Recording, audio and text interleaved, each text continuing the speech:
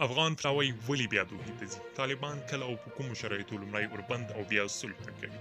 پخوانی ولسمشر د دې سولې په اړه کومې څرګندونې لري او څه وایي؟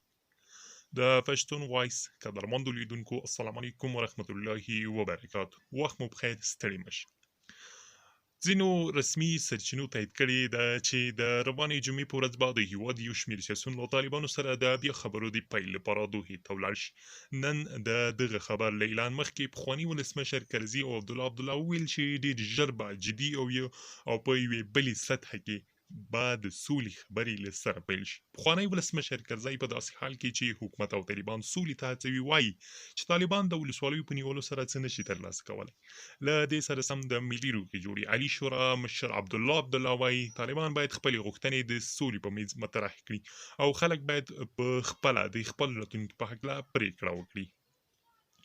دغه کسان چې د طالبانو سره د خبرو لپاره دوحې ته ځي عبدالله حمید کرزی، یونس قانوني، کریم خلیلي، عبدالرشید دوستم، محمد محقق، سلام رحیمي، ګلبدین حکمتیار، سید سادات او فاطمه ګیلاني به د جمعې په ورځ طالبانو سره د خبرو لپاره دوحې ته ولاړ شي او د یوې ورځې لپاره به د طالبانو له استازو سره خبرې وکړي.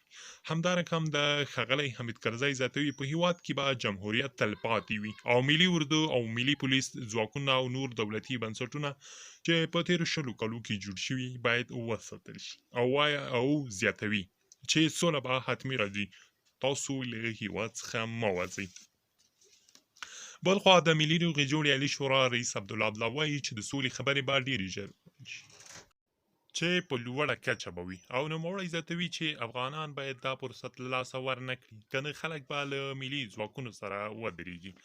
همدارنګه هم ښاغلی عبدالله وایي چې یو شمېر کسان د افغانستان د سقوط دسیسه جوړه کړې چې دغه موضوع او سیاسي اختلافونه د پوځ په روحیې منفي او ناوړه اغېز کوي او سیاستوال باید خپل یووالی وساتي.